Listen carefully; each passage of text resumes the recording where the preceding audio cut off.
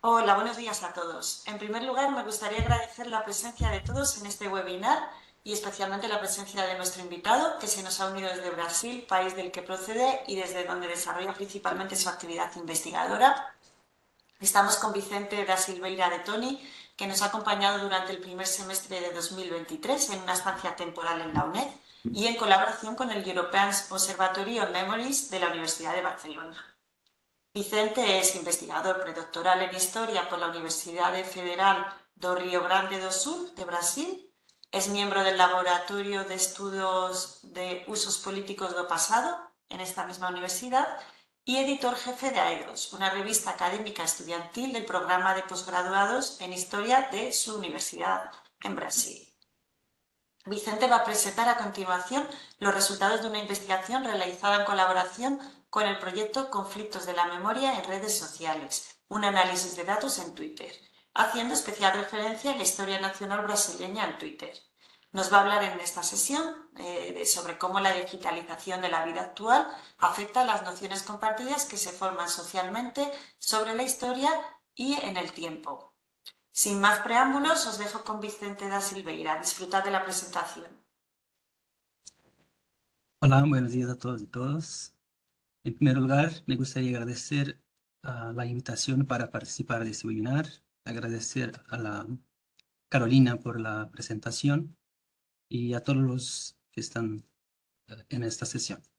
Entonces voy a iniciar mi presentación hablando un poco sobre mi lugar, sobre el proyecto, que es fruto de una estancia temporal realizada en el primer semestre de 2023, una estancia temporal becada por Brasil que me posibilitó uh, estar junto de Celeste Muñoz Martínez, que fue la tutora y también es profesora de UNED del proyecto Online Memories y con quien pude hacer contactos y desarrollar mi investigación de una manera más o menos vinculada en términos metodológicos con el proyecto de la profesora Celeste, que es un proyecto que tiene como su, su contexto de análisis el contexto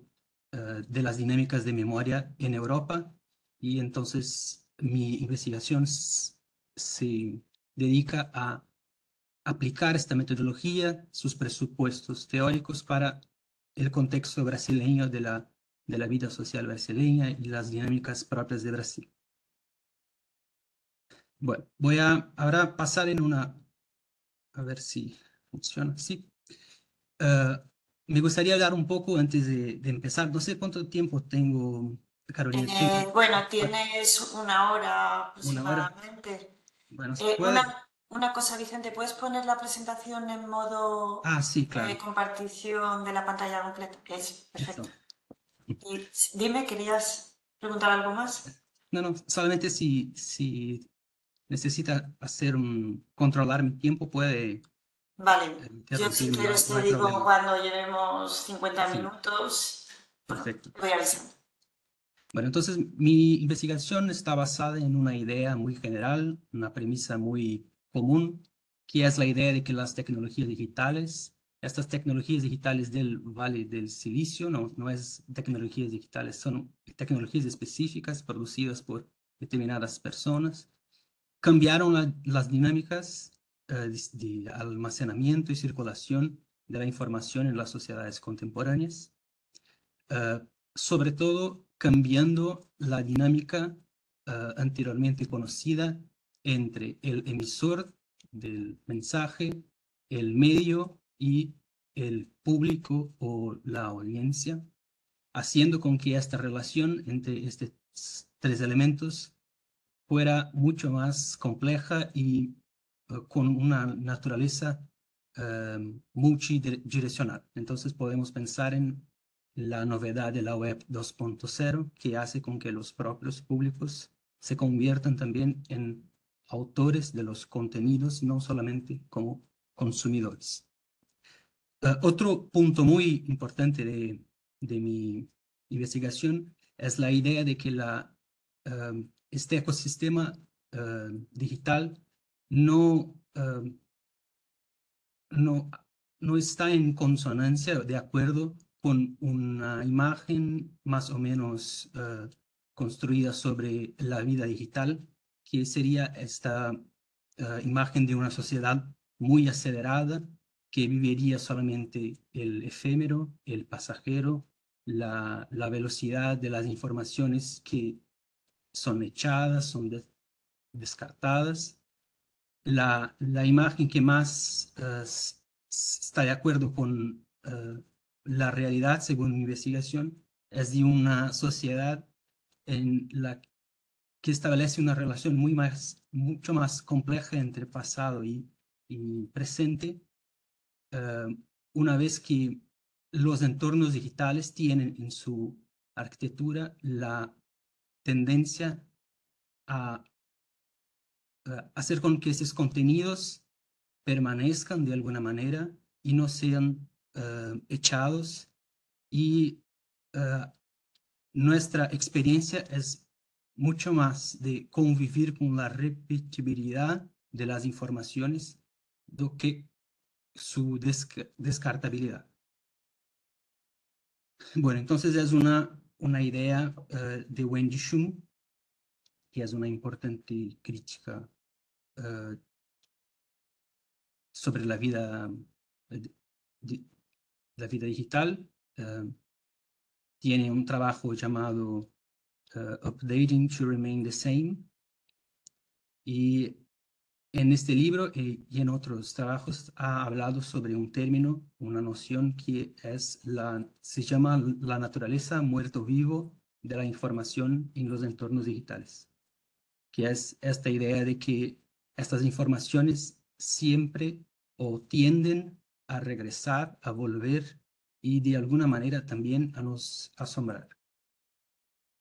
Bueno, para empezar, también pensé aquí en hablar sobre una película que a mí me gusta mucho, que, no sé, puede ayudar a pensar un poco sobre la pertinencia, la legitimidad de una investigación como esta que he desarrollado. Es una película que está basada en un cuento de William Gibson, que es un importante escritor de ciencia ficción, que escribió un libro llamado Neuromancer, que es conocido como el primer libro donde se encuentra el término ciberespacio. Y en esta peli en específico se llama Johnny Mnemonic.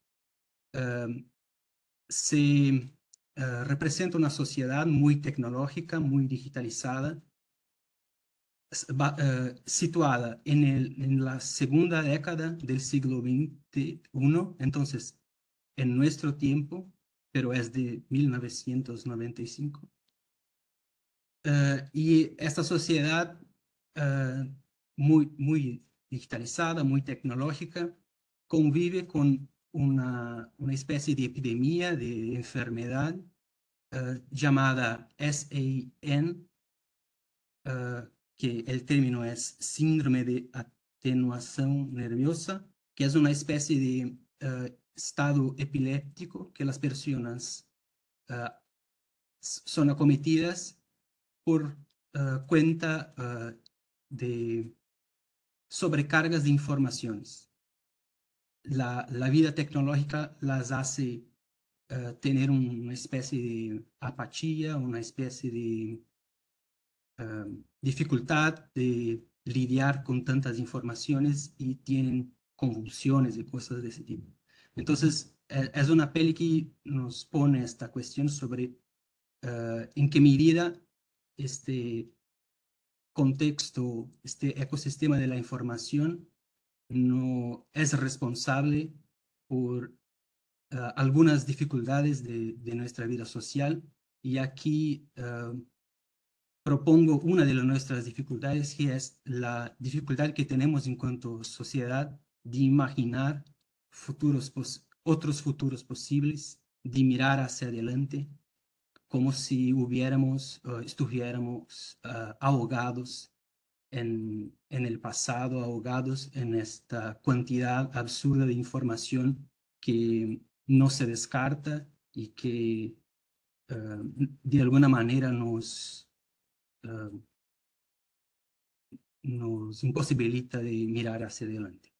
Bueno, es una pregunta que puede haber gran discusión sobre su legitimidad, pero creo que nos ayuda a pensar un poco sobre la pertinencia de una investigación sobre esta que estoy proponiendo.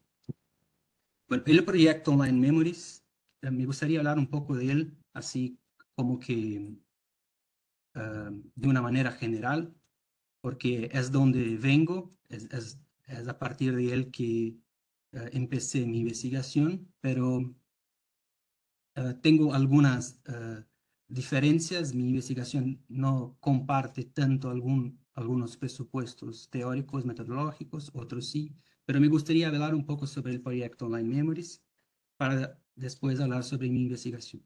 Entonces, es un proyecto situado en UB, en EUROM, en el European Observatory on Memories. Este proyecto es encabezado, liderado por la profesora Celeste Muñoz Martínez, profesora de UNED. Existe desde 2018 y ha producido 8 relatorios, cada relatorio destinado a un semestre del año.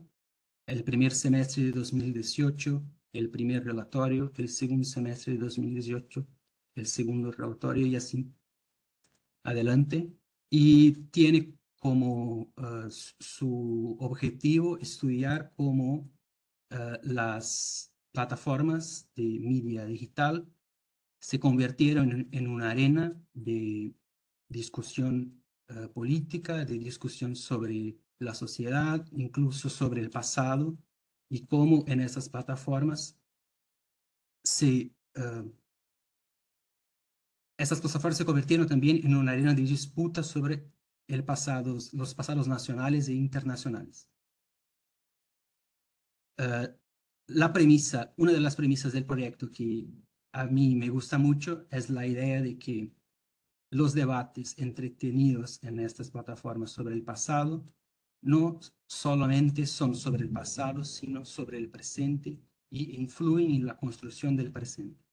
Entonces, hablar sobre el racismo, hablar sobre el totalitarismo, hablar sobre la hispanidad, son cosas que no son, estamos hablando sobre el presente cuando hablamos sobre esto.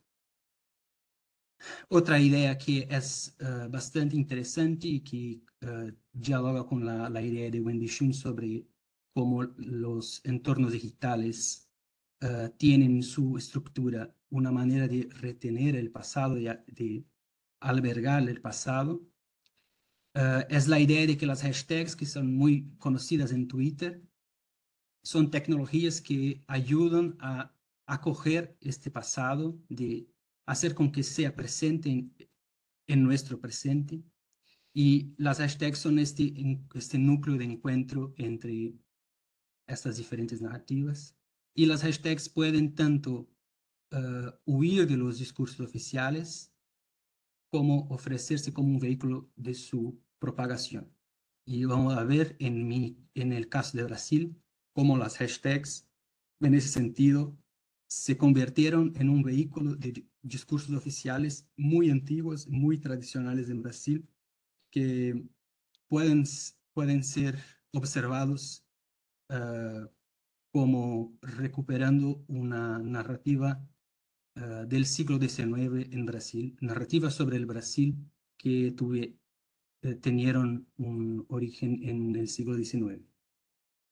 Bueno, las preguntas generales que orientan el proyecto Online Memories y que a mí orientan también mi investigación son: ¿cómo se recuerdan hechos históricos a través de las plataformas digitales? ¿Cuál tuvo mayor impacto y cuál fue el más controvertido? ¿Cuáles son los mensajes más repetidos, comunes? ¿Quiénes son las personas e instituciones con mayor influencia en este tránsito y disputas por las memorias? Entonces, el proyecto Online Memories tiene más o menos 8 hechos históricos estudiados. Normalmente son datas conmemorativas, El proyecto Online Memories ha hecho algunas decisiones metodológicas un poco diferentes de las mías. Tiene un recorte temporal un poco más alargado para cada fecha. Pero bueno, en general compartimos estos presupuestos. El caso de Brasil es algo que tiene una cierta particularidad, no tanta, sí, pero hubo en Brasil una cosa un poco terrible que fue el fortalecimiento de la nueva extrema derecha en Brasil y también como hubo en Estados Unidos y en Europa también, pero en Brasil vivimos intensamente porque el representante de esta nueva derecha se convirtió en presidente del país y ha hecho cosas horribles y una de sus, ¿cómo puedo decir? De sus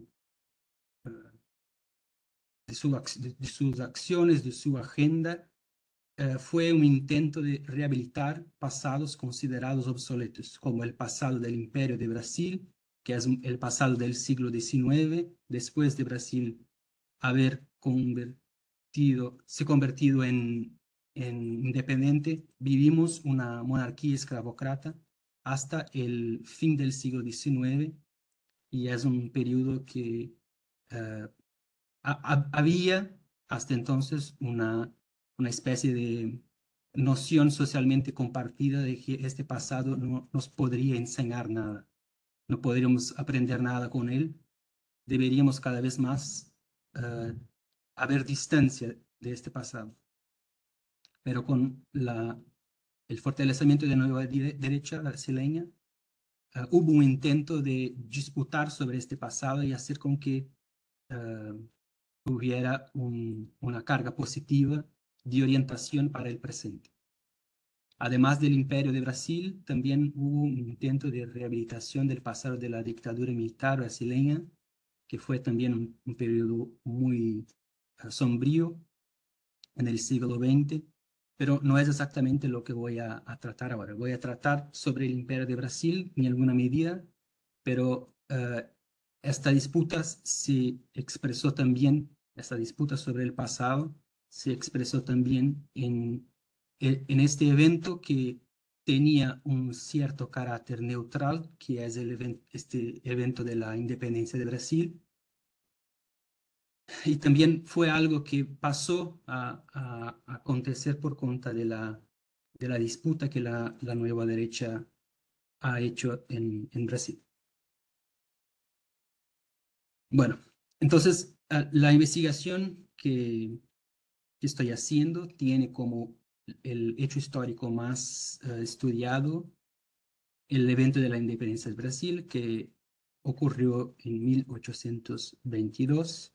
Fue un acontecimiento muy particular porque fue el príncipe de Portugal que lideró esta independencia de una manera muy particular en relación a la América del Sur, y un descendiente de los Braganza ha empezado a construir una nación independiente y que siguió las características muy similares de la América portuguesa que aquí teníamos, que es una unidad territorial muy grande, eh, las plantations de azúcar y café en la secuencia.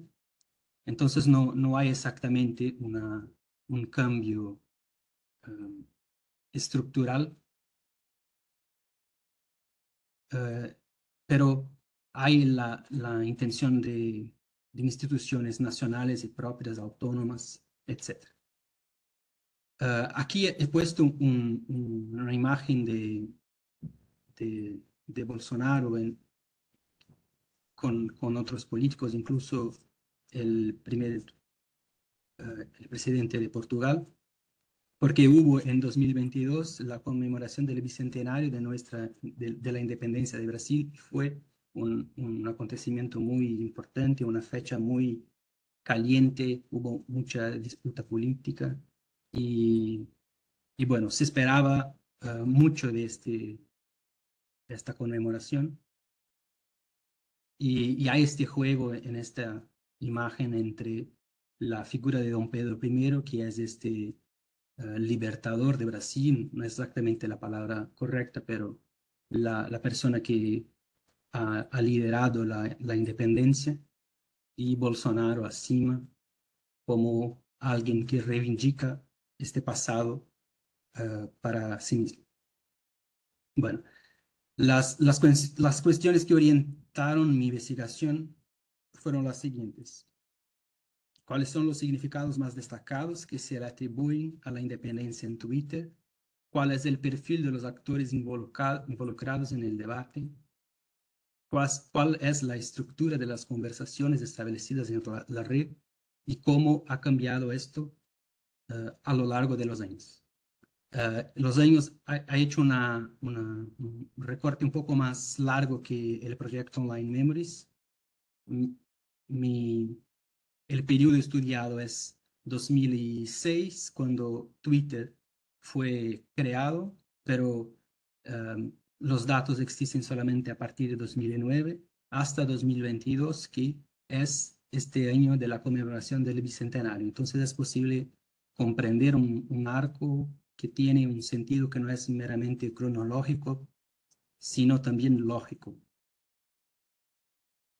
Bueno, antes de hablar sobre exactamente los resultados de la investigación, creo que la intención de este webinar es un poco hablar sobre posibilidades de investigación en humanidades digitales, eh, no exactamente como un modelo, sino como una inspiración. Entonces, me parece importante presentar un poco sobre algo sobre la metodología y los procedimientos desarrollados en la investigación. Y aquí traje un diagrama del flujo de trabajo de mi investigación y me gustaría comentar un poco cada una de sus etapas, eh, tanto por la transparencia de la investigación, sino también para abrir el debate sobre las posibilidades de investigación en humanidades digitales. Entonces, este flujo de trabajo está separado en tres momentos: el momento de recompilación de datos, el momento de procesamiento de datos y el momento de análisis y visualización de datos. Son etapas distintas, pero a cada momento una se vuelve a la otra y en realidad no hay distinciones tan claras. Bueno, para empezar, la parte de recopilación de datos es algo que está obsoleta, la manera como estoy presentando aquí, porque hubo un momento en que Twitter tenía una política de acceso a sus datos, pero ahora ha llegado un señor en Twitter que ha cancelado toda la política que Twitter tenía y no es más posible hacer investigación en Twitter de la manera como los académicos estaban acostumbrados. Cuando empecé mi investigación, tenía una cuenta académica que me posibilitaba acceder a todos los datos que quisiera, que quería, de todo el periodo, no había ninguna restricción. Y ahora hay que pagar mucho dinero para poder acceder a estos datos y este tipo de investigación se convirtió en imposible en estas condiciones. Creo que aún sea posible hacer alguna forma de recopilar estos datos por medio de web scraping, pero también no sé si Elon Musk no ha hecho algunos cambios de visualización de tweets por persona y esto influye en la capacidad la cantidad de tweets que se pueden sacar por medio del web scraping. Bueno, además de esto, de todos los modos, la manera como he hecho fue acceder a una cuenta académica de Twitter, hacer una solicitación y tener esta cuenta. acceder a estos datos por medio de un paquete del lenguaje de programación R llamado Academic Twitter. Definir los términos, las fechas, la hora para la recopilación de datos. Procesar estos datos por medio del paquete tidyverse y también del paquete spicy del Python. Siempre haciendo esto es algo nuevo en mi investigación, pero cada vez más tengo solicitado ayuda del ChatGPT para hacer la parte de programación. No es algo que me parece un problema porque el chat tiene muchos conocimientos sobre programación y creo que puede ayudar mucho a los humanistas digitales que no tienen una formación tan sólida en ciencia de computación o algo así. Entonces es una posibilidad que se ha puesto para los humanistas para acelerar sus procesos en la investigación. Entonces el chat GPT para mí, por ejemplo, es muy importante no tanto para presentar resultados, sino para prestar una especie de ayuda a, a los procesos de la investigación. Bueno, y hay afuera la parte de procesamiento, hay esta parte más importante de análisis de datos que estoy haciendo por medio hasta el momento, por medio de una plataforma basada en la web llamada Voyant Tools, que es una plataforma de mineración de texto que de alguna manera dispensa conocimientos sobre mineración de texto por medio de paquetes de Python o de R. Entonces es también una manera de acelerar la investigación. Tiene sus limitaciones el Voyant Tools, pero ayuda a tener los rasgos generales de la investigación. Entonces la plataforma Voyant Tools existe para hacer análisis automatizado de contenidos, por ejemplo, para leer los millones de tweets que tengo como mi banco de datos. Entonces es una posibilidad de hacer una investigación sobre los datos, teniendo en cuenta el conjunto total y no solamente tweets individuales. Una metáfora bastante importante para la investigación es la idea de que el análisis automatizado de texto o de contenido ayuda a ver el bosque y la estructura del bosque es como tener un mapa del bosque que es una forma de leer que no excluye, por ejemplo, conocer individualmente los árboles, pero es un juego entre el individual y el general que permite este procedimiento de análisis automatizado de texto. Y en otro momento, en otro lado, hay también otro software utilizado que es bastante conocido también en esta área de estudios de redes sociales que es el Gephi, que es también un software open source. Pero el tipo de análisis hecho por el Gephi es otro. La idea del Gephi no es hacer el análisis del contenido de los tweets, sino de la estructura de la conversación de una manera general. Entonces, en el Gephi no ponemos el contenido de los tweets, sino quién ha hablado y quién ha establecido relaciones con quién, haciendo así una representación espacial de este debate, de quién ha conversado, ha dialogado con quién ha compartido tweets de quién, y así podemos observar cómo los actores se relacionan y esta forma puede decir más sobre qué está se diciendo, lo que exactamente el estudio del contenido. Entonces, aquí hay un juego muy productivo entre el estudio del contenido a través del Voyant Tools y el estudio de la forma por medio del Gephi. Creo que cuando empezar, no sé si ustedes conocen el Gephi, pero cuando empezar a hablar exactamente sobre los datos, creo que va a quedarse más claro.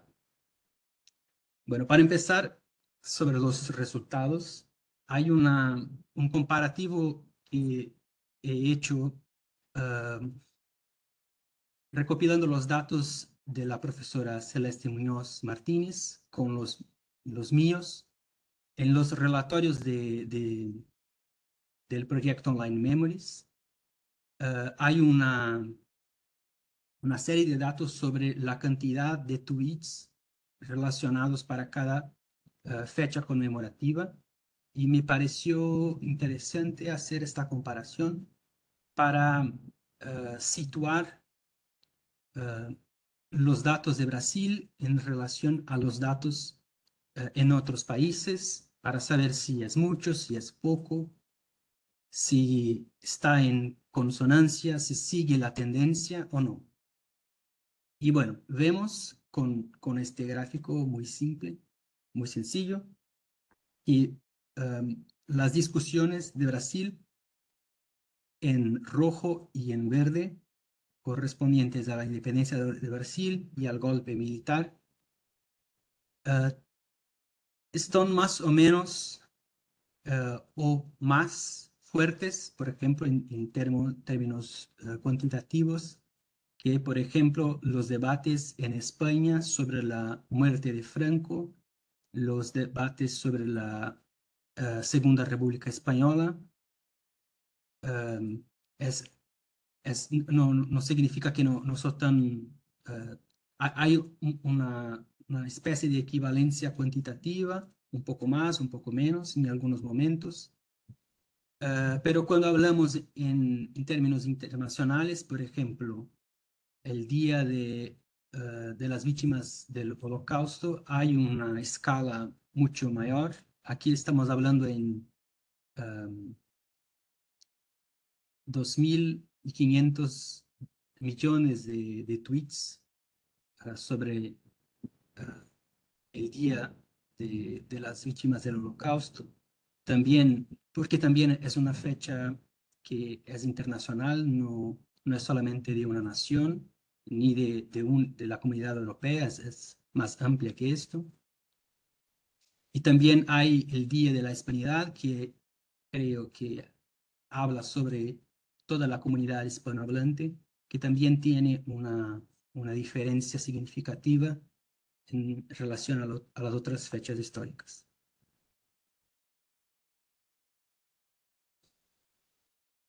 Bueno, ahora con el foco en Brasil, en las conmemoraciones de Brasil, el calendario conmemorativo del Estado Nacional brasileño tiene por lo menos 4 fechas importantes.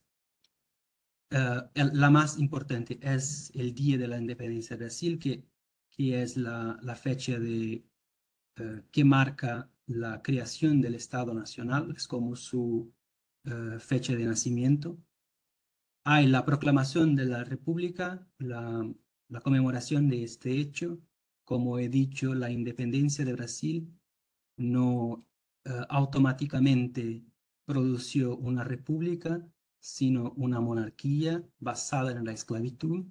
Entonces, en 1889 hubo un movimiento en Brasil en el fin del siglo XIX de cambio de régimen político y esta fecha es conmemorada también en el calendario del Estado conmemorativo brasileño. Hay también otra fecha importante que es la ley que,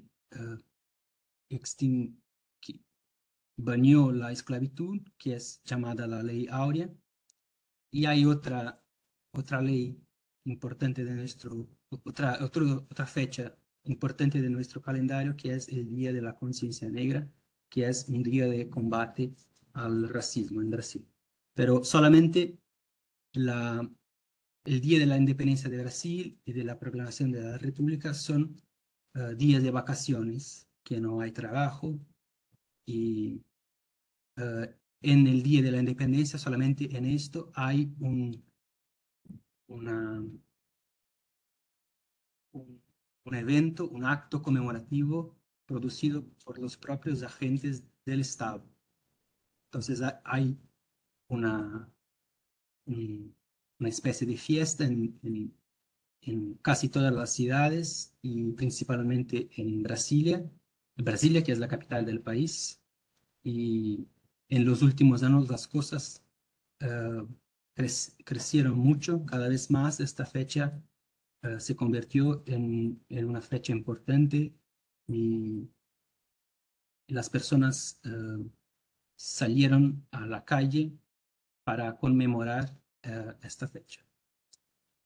Aquí está un gráfico de las interacciones de usuarios en Twitter relacionados a estas fechas enunciadas, y es posible observar que el Día de la Independencia tiene una cierta relevancia en comparación con las otras fechas.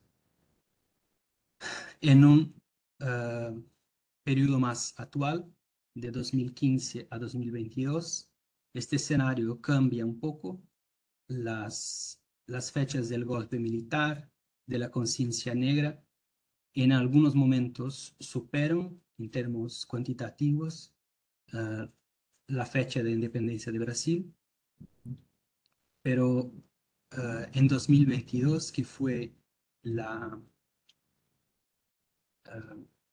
año de conmemoración del bicentenario de la independencia, hubo un crecimiento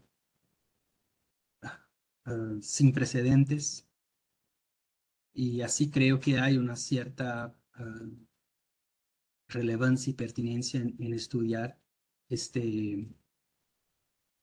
los debates entretenidos en la plataforma de Twitter acerca de este evento. Bueno, ahora me gustaría empezar a hacer una especie de historia de las interacciones en Twitter acerca del evento de la independencia. A ver cuánto tiempo tengo.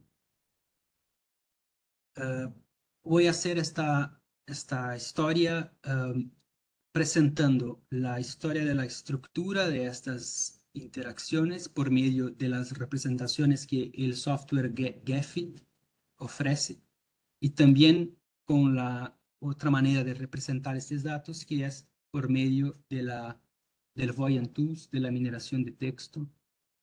Y por fin voy a presentar algunos otros gráficos que, con tendencias generales en este periodo largo que establecí para la investigación. Entonces, he hecho una especie de periodización, 3 momentos de estas interacciones en Twitter. El primer momento de 2009 a 2013, podemos observar un patrón específico de interacciones en la plataforma. Es un momento que Twitter no es tan conocido, no hay tanta gente en esta plataforma, pero hay cosas que pasaron ahí y creo que son bastante reveladoras, no sé. La principal característica de esas conversaciones establecidas de 2009 a 2013, si el foco es la estructura de las conversaciones, es que son redes que no son polarizadas, son redes que tienen una cierta continuidad entre los actores. El centro de la red está lleno, no hay un vacío en el centro de la red, lo que indica que hay una cierta comunicación entre los actores que están puestos en esta red. También es posible observar que las redes son caracterizadas por actores individualizados, no son grupos que actúan en cuanto grupo, sino un usuario aquí, otro usuario acá, y así tenemos una red que tiene algunos puntos más fuertes, pero en general hay una especie de homogeneidad entre los actores. Y esto va a cambiar mucho en relación a los otros periodos que he establecido para la investigación. Bueno, otra característica importante de esta red es que hay por lo menos dos grupos, que es un grupo caracterizado por actores del mundo del entretenimiento, del universo del entretenimiento. Entonces, periodistas, no exactamente el periodista clásico, pero un periodista cómico, un periodista que trabaja con humor y que utilizó el evento de la independencia para hacer una especie de crítica al sistema político brasileño en este periodo. Una figura bastante importante de todas estas redes, no sé si es posible observar, es un periodista llamado Danilo Gentili, que es alguien que en Brasil tuvo una influencia importante en los rumos del debate público y sobre la percepción que las personas pasaron a tener sobre los políticos en Brasil, que es una postura de cada vez más crítica, una especie de no creencia en los políticos. Pero hay también, voy a pasar para el próximo, para hablar más sobre el contenido. Entonces aquí hay otra manera de representar estos datos, que es a partir de una cosa un poco banal que son las word clouds, que es una representación de las palabras más frecuentes en un banco de datos. Esta es la parte del Voyant Tools, que pone los términos mayores, son los términos que más aparecen en el banco de datos. Pero he hecho una cosa importante para las word clouds. ¿Cómo puedo decir? Las palabras que son frecuentes, tienen mucha frecuencia, pueden, por este mismo factor, no decir nada. Pueden, por ser mucho frecuentes, no tienen un valor, ¿cómo puedo decir? Un valor semántico importante. Entonces, hay una manera de conocer mejor cuáles palabras son más importantes, haciendo una especie de cálculo entre las que son más raras y las que son más frecuentes, y prestar atención para esas que están en el medio del camino entre las más frecuentes y las más raras. Y entonces se llama el cálculo TF-IDF, creo, pero es algo un poco más complejo en la parte de mineración de texto. No he hecho para esta presentación, es algo que tengo que desarrollar mejor, pero aquí he hecho solamente saqué las palabras más frecuentes para hacer las palabras más o menos frecuentes visibles, y así intentar observar sobre qué se estaba hablando. Y entonces, además de la parte de la crítica del sistema político por medio de un discurso humorístico y cómico, hay también mucha gente en este periodo que expresa no tener ninguna relación con este evento, sino que es un día de vacaciones, un día de feriado, y está bueno. Y gracias, don Pedro I, no sé qué ha hecho, pero he ganado un feriado, un día de vacaciones, y ya está. Entonces, hay una cierta indiferencia en relación a estos marcos de la historia-nación, porque en realidad en la vida de las personas no ha cambiado exactamente mucha cosa. Entonces, no fue un movimiento popular, fue un movimiento de élites, no sé, no representa mucho qué es vivir en Brasil, qué es la vida real de los brasileños. Entonces, hay esta indiferencia que creo que tiene una cierta sabiduría, no es una cosa que puede ser como menos inteligente.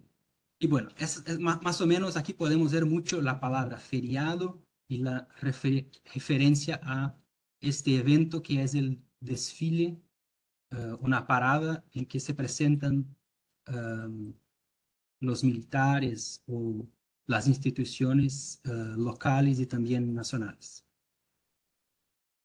Bueno, en el segundo momento, que va de 2014 a 2018, hay otra estructura en las conversaciones que es una estructura polarizada en este momento. Podemos ver que hay un vacío estructural entre grupos, um, y esta es la característica más o menos común sobre que conocemos sobre redes sociales, que son grupos que no, no tienen puentes entre sí para hacer la comunicación, pero en este momento no hay la polarización entre grupos políticos, entre derecha e izquierda, sino una separación entre páginas de capas más profundas de Twitter, páginas de humor que no tienen exactamente un humor crítico, sino un humor por el humor, y del otro lado, actores de la política institucional que no estaban en las redes anteriores y que ahora pasan a ocupar este espacio de las redes sociales. Entonces, en verde es representado lo que se puede llamar una izquierda institucional, y en morado la derecha o el inicio del bolsonarismo o algo así. A ver si hay algo más que pueda decir. Aquí, por ejemplo, si pasamos para las word clouds, podemos ver una, una, un cambio, no tanto los términos feriado y desfile, pero ahora hay referencias directas a los presidentes del país, como Dilma, Bolsonaro, Temer, que fueron los actores políticos importantes de estos años, que fueron también años muy conturbados, muy caóticos. Entonces hay una entrada más fuerte de la política institucional eh, en la conmemoración del evento de la independencia. También, como ha dicho, hay una presencia fuerte de páginas de humor en, en este, uh, en este periodo. Entonces, un dato curioso que la investigación presentó fue que el evento de la independencia de Brasil, la manera como las personas se relacionan con él, hay una tendencia de esta relación ser hecha por la vía del humor, que es algo que no es tan banal. Creo que hay que pensarse mucho sobre esto también, porque en otras fechas históricas, datas conmemorativas de Brasil, no hay esta posibilidad de hacer humor sobre un determinado hecho histórico, por ejemplo, sobre el golpe militar, ni sobre la abolición de la esclavitud, ni sobre la proclamación de la República. Bueno, entonces hay aquí una novedad que me gustaría presentar a ustedes, que es un fuerte uso de la lenguaje de los memes de Internet. Entonces las personas en esta parte de la red de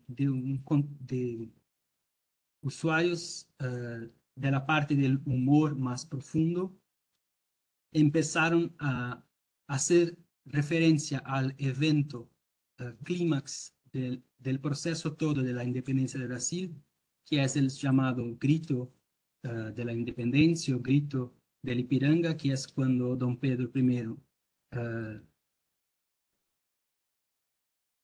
¿cómo puedo decir?, levanta su espada y grita la independencia en un rincón de Brasil. Las personas en la internet empezaron a reintroducir en la boca de don Pedro I otros gritos, y son gritos que tienen que ver con escenas de la cultura popular, de la cultura de la internet.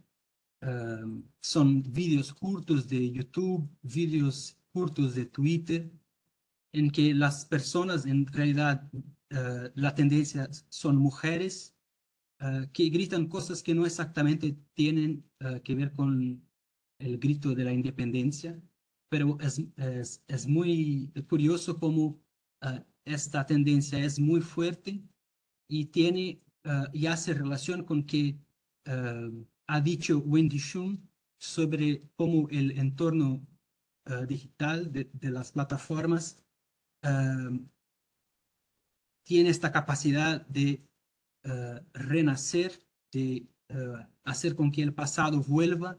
Y en este caso son contenidos de Internet que tienen una cierta naturaleza muerto-vivo, que como si la idea es que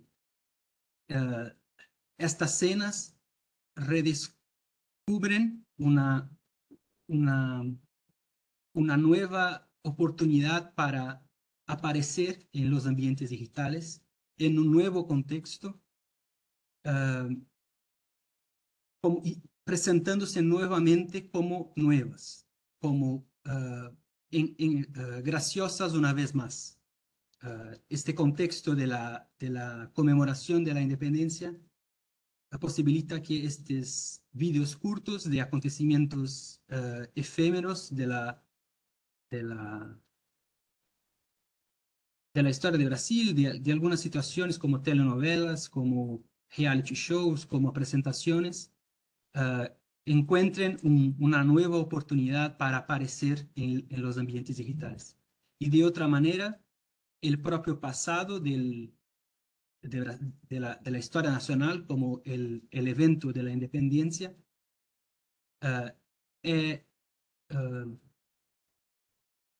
regresa al presente con un ar de familiaridad, como si don Pedro I, por ejemplo, fuera nuestro contemporáneo, hablando de una manera parecida con nosotros, de un lenguaje popular.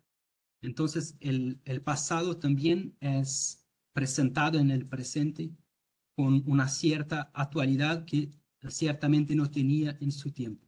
Entonces, aquí hay un ejemplo, una ilustración, creo, de la premisa de Wendy Shum que he hablado anteriormente, muy potente para reflexionar sobre cómo el ambiente digital nos impone una coexistencia de un juego complejo entre pasado y presente, y no exactamente la supremacía del nuevo y de la novedad.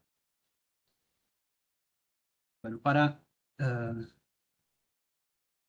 llegar al fin, voy a hablar ahora sobre el tercer momento de la conmemoración sobre la independencia en Twitter, que es este formato más conocido de polarización política entre la izquierda y la derecha, o entre el bolsonarismo y en Brasil la formación de una especie de frente democrática para combatir el bolsonarismo, acogiendo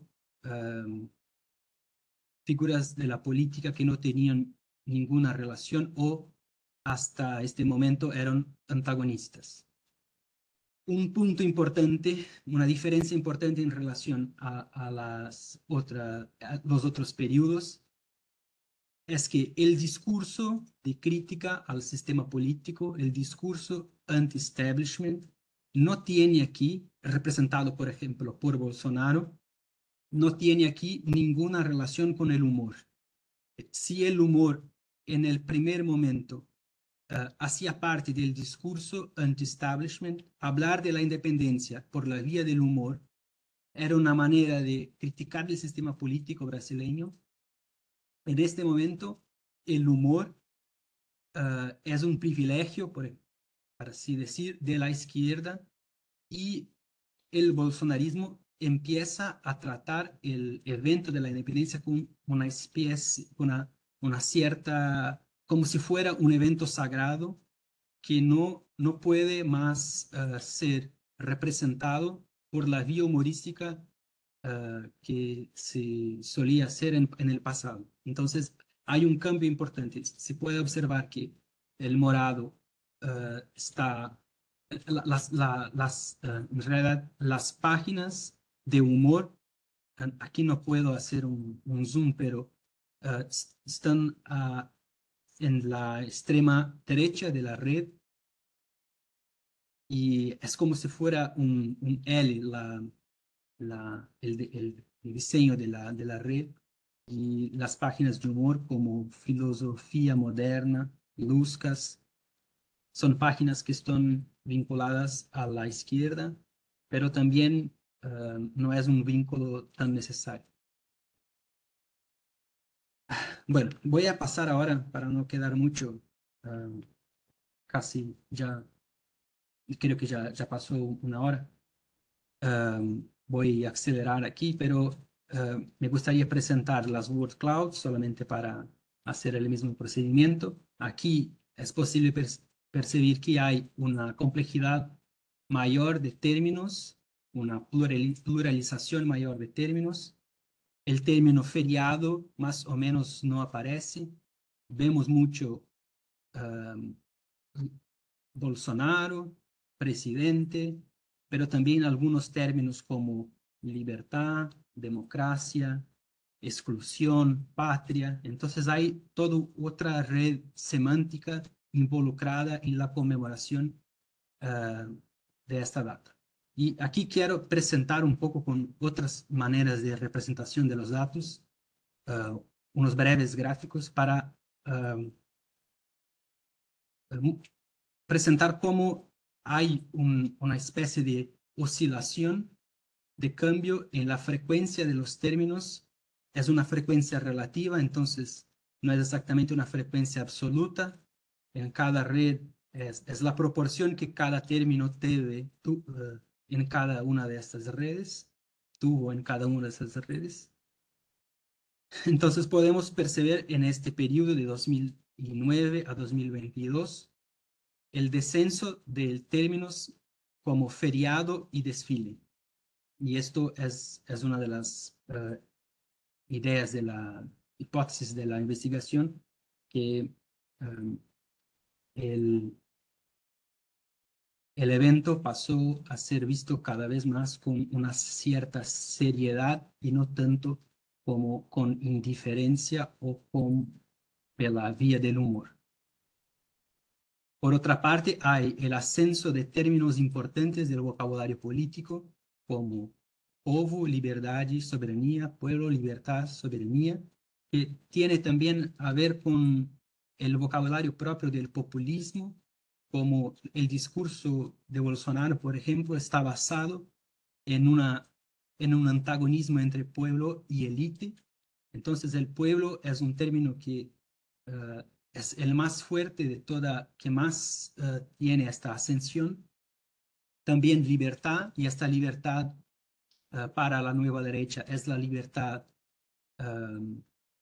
del sistema político, de las organizaciones supranacionales como OMS, ONU. Podemos hablar sobre el discurso de la nueva derecha después. Y este contraste entre los términos que ascenden y los términos que descenden. Bueno, hay un caso particular que no voy a hablar aquí por cuenta del tiempo, pero en toda esta historia hay un dato curioso que es la inflación de la presencia de una mujer en el proceso de la independencia, en la representación de la independencia, que es la mujer de don Pedro I, que tuvo una participación en el proceso de la independencia. Y esto es posible observar en los datos como su nombre se convierte en algo más frecuente a partir de 2017. Y esto tiene que ver con una telenovela que se pasó en Brasil, con las apropiaciones de la nueva derecha, con apropiaciones de la izquierda también. Es algo, un elemento multifactorial. Pero bueno, no voy a tratar aquí, quiero finalizar aquí. Hay algunas ampliaciones de las redes para hablar sobre la presencia de Leopoldina, pero no voy a hablar sobre esto ahora por cuenta del tiempo. Quiero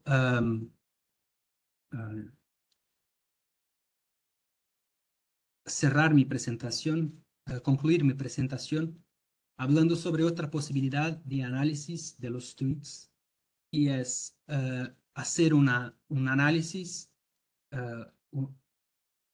una reunión de datos por grupos políticos, por ejemplo, todos los tweets del bolsonarismo de un lado, todos los tweets de la izquierda de otro lado, y así contabilizar la frecuencia de algunos términos y hacer las comparaciones entre esos términos. Entonces, aquí hay un gráfico que presenta la frecuencia relativa de algunos términos que tienen representatividad en el discurso, en el lenguaje de cada uno de esos grupos políticos.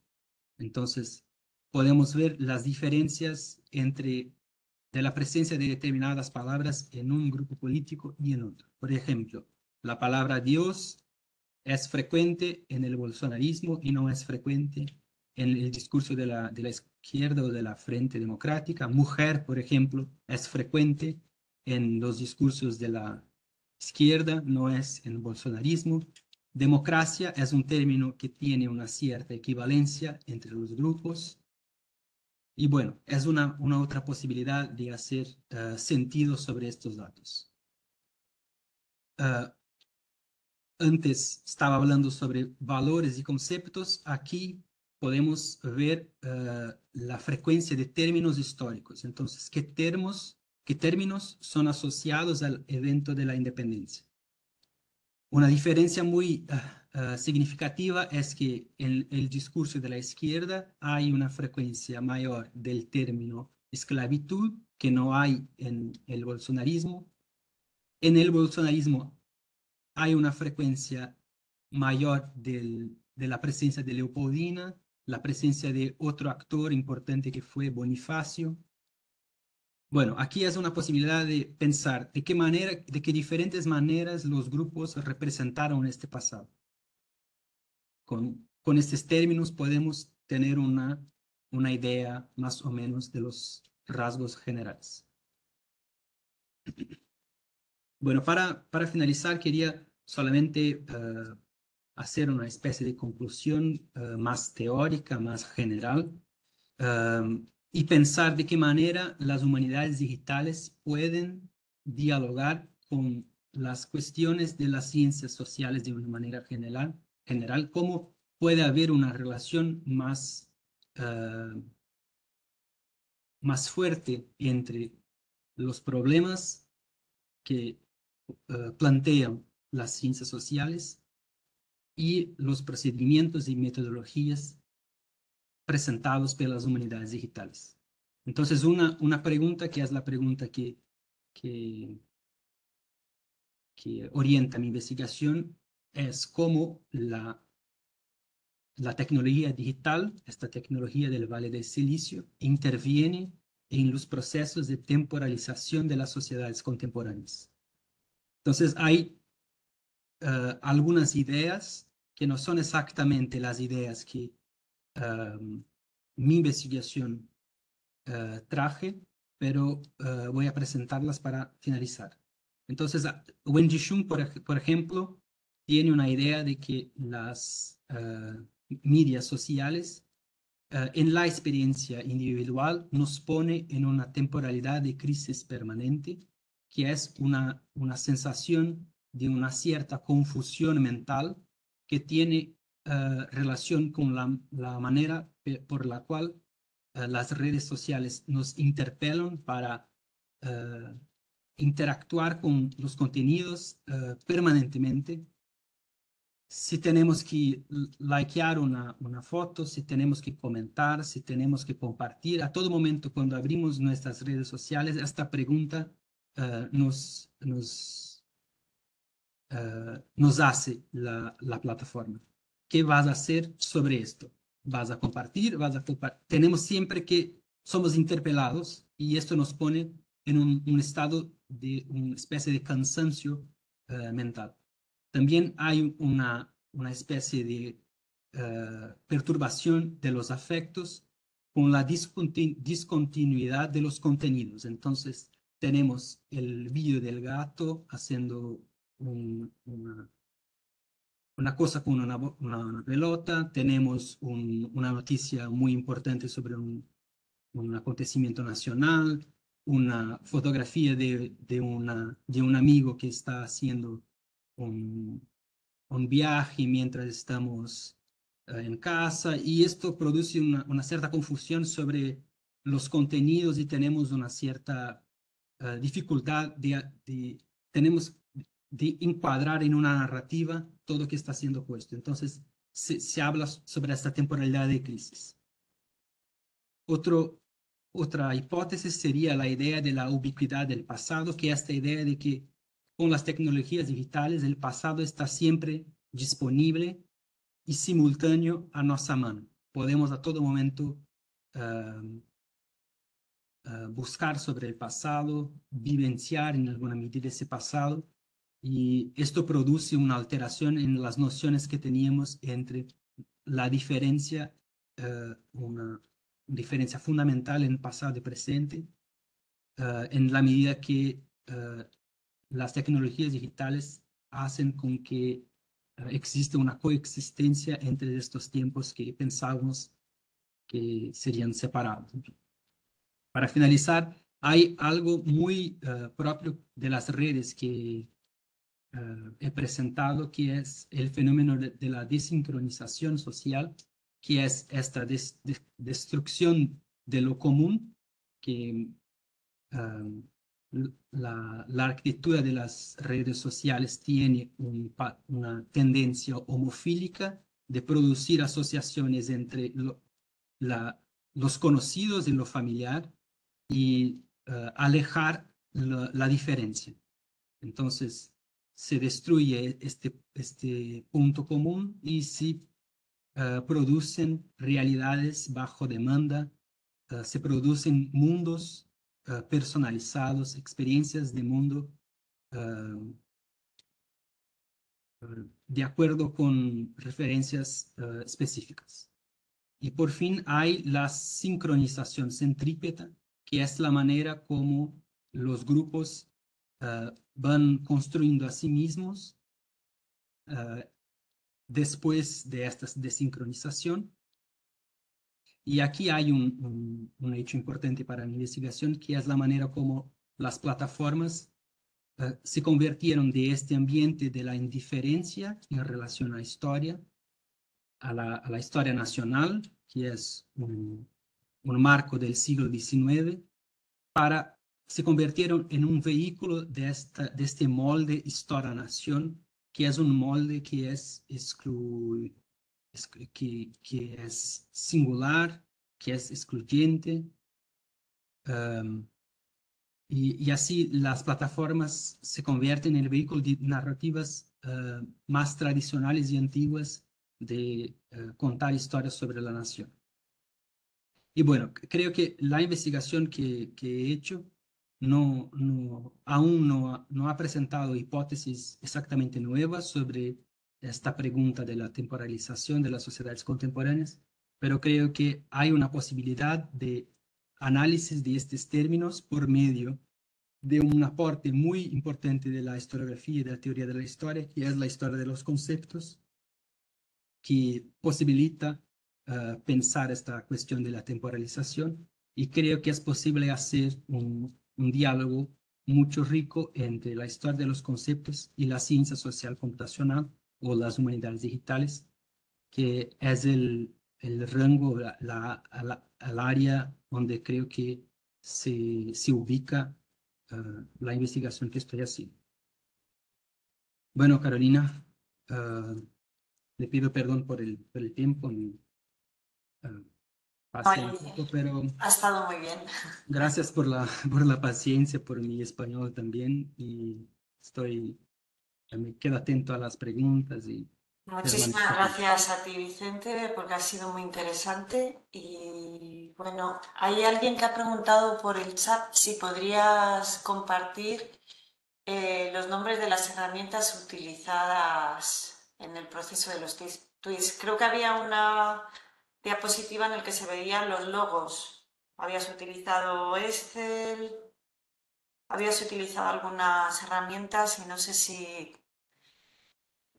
las Bueno, puedes compartir voy a compartir aquí o para hacer nuevamente los clústeres, todos los nodos, ¿cómo se dice? Los mapas de las palabras. No sé qué herramientas has utilizado sí, exactamente. sí, aquí está Ah, sí. las herramientas son estas. Ajá. Entonces puedo hablar un poco más sobre ellas. Sí, La, sí. um, considerando que la parte de recopilación de datos está obsoleta, voy a hablar más sobre la parte de procesamiento, que es algo que permanece actual. Por ejemplo,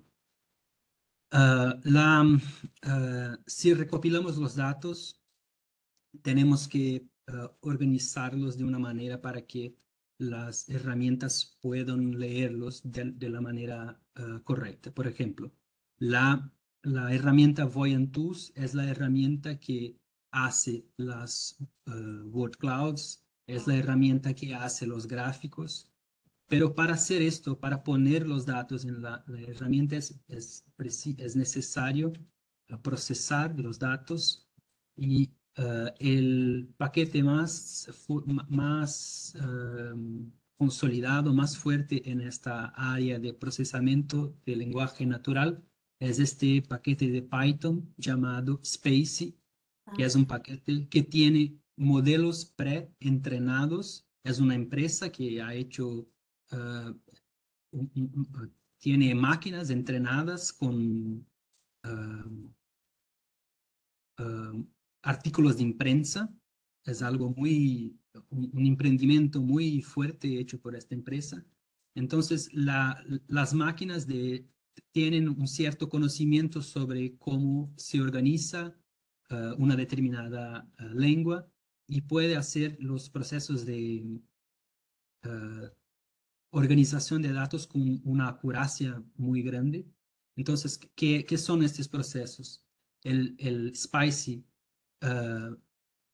excluye uh, algunas palabras que no tienen una carga Significado esquemático. semántica, por ejemplo, las stop words como artículos, cosas así, y también el proceso de lematización, que es el proceso más importante, que es regresar las palabras a su forma del diccionario, que es el singular masculino.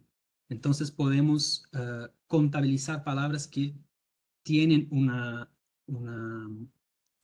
una forma verbal o tienen géneros distintos como una palabra solamente. Entonces, estudiantes uh, también se convierte en educación, por ejemplo. Entonces, es una manera de excluir las diferencias en pro de esta visión más general. Lo, es un poco, es una elección. Perdemos algo al hacer eso, pero ganamos otras cosas al hacer la lematización. Y bueno, para poner los datos en Voyant Tools es necesario hacer estos dos procesos, la remoción de stop words y la lematización. para poner los datos en el Gephi, para plotar las redes, que esta parte abajo, es necesario hacer otro procesamiento de datos, que es del contenido del tweet solamente seleccionar el nombre del usuario y el nombre del usuario de origen y el nombre del usuario de destino. Por ejemplo, quién retuitó, quién compartió una noticia y quién fue compartido. Esta relación es lo que hay que poner en Gephi para hacer las redes. Entonces son datos relacionales, no son los datos de contenido. Entonces, cuando hace la recompilación de datos, cuando se hacía la recompilación de datos de Twitter, había dos columnas, una del origen y otra del destino. Y estos datos que hacen sentido para el Gephi, para poder hacer las redes. Gephi, yo Voy, creo que voy a escribir. si lo puedes escribir en el chat. Ujú.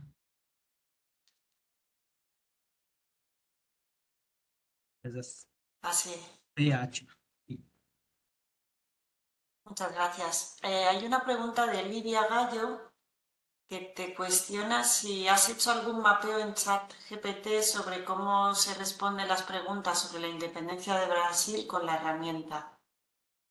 No, en realidad el ChatGPT solamente me contesta preguntas sobre cómo programar, cómo hacer programación, um, qué, qué código, qué comando necesito, puedo poner en Python o en R para hacer lo que necesito para procesar los datos. Entonces, um, es solamente un ayudante de programación y no un ayudante del pensamiento en general sobre las hipótesis de la investigación. Hay otra cuestión de Enrique, en la que te preguntas sobre si en la... Dice, otra cuestión es que en la investigación respecto de la temporalización, entiendo que este trabajo sobre Twitter es una fase inicial. Si es así, ¿cómo evolucionaría desde aquí? Bueno, creo que puedo hacer desde aquí es um, com- desarrollar con más acuracia los procedimientos, hacer el uso más intenso del paquete Spicy, que es este paquete conocido por hacer la parte de preprocesamiento de los datos, pero también de análisis. La, el, la plataforma Voyant Tools no es tan buena comparada con otras posibilidades que Spicy o otros paquetes de lenguaje de programación posibilitan. Entonces, trabajar más con lenguaje de programación, hacer cálculos más precisos, hacer procesos de, por ejemplo, de procesamiento, de lematización más precisos también. Creo que el Voyant Tools es una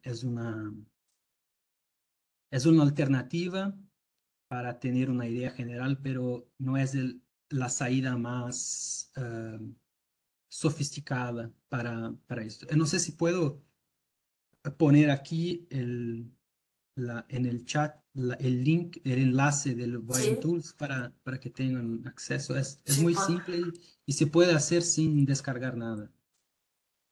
Y tiene tutoriales también. Para empezar en mineración de texto, creo que es una buena posibilidad. Pero, ¿es de- gratuito? ¿Es software libre o no? ¿cómo? ¿Es software libre? ¿Es gratuito? Sí, claro, sí. Y se puede descargar también si tiene un banco de datos eh, grande, puede descargar, porque el procesamiento de los datos es hecho por los servidores de quien sostiene el Voyant Tools, pero se tiene, y por eso hay una limitación. Si Ujú. tiene un volumen de datos grande, puede descargar el Voyant Tools y utilizar la capacidad de tu ordenador para procesar los datos. Quiero responder un poco más la pregunta sobre cómo pretendo seguir con el trabajo. Y creo que es la idea que presenté en el fin sobre establecer esta relación entre la historia de los conceptos, que es algo muy particular, muy específico, una discusión eh, muy dura, muy especializada de la historiografía y de la teoría de la historia. Establecer este vínculo entre la historia de los conceptos, que es una metodología que atenta para la manera por la cual las palabras tienen una carga temporal y cómo las palabras no solamente son un índice de la realidad, pero también influyen en la realidad y construyen la realidad. Entonces, es hacer un estudio de estas palabras contabilizadas, cuantificadas, pensar por medio de la historia de los conceptos, que sería una manera de hacer con que estos datos hablen más sobre, más que lo esperado. Creo que lo que presenté es algo más o menos esperado en términos de lo que se espera del discurso de la derecha, de lo que se espera del discurso de la izquierda. No hay nada mucho nuevo, pero creo que con la historia de los conceptos, estos datos pueden hablar más y hablar más sobre lo que quiero que hablen, que es sobre las formas de temporalización. Es esto.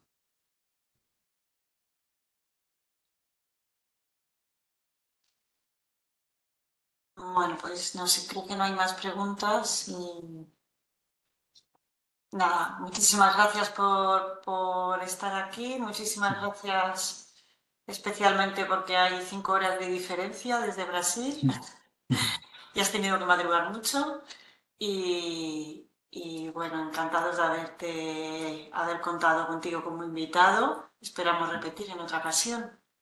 Muchas Sí, gracias, claro. Vicente. Muchas gracias, yo que agradezco por la oportunidad, por la paciencia, a los todos que están en la sesión, por haber escuchado mi español un poco. Se entendía todo perfectamente. Bueno, Estaba muy bien. entonces agradezco y deseo un buen día a todos. Vale, buen día. Adiós, Vicente. Adiós. Hasta luego a todos. Hasta Muchas luego. gracias.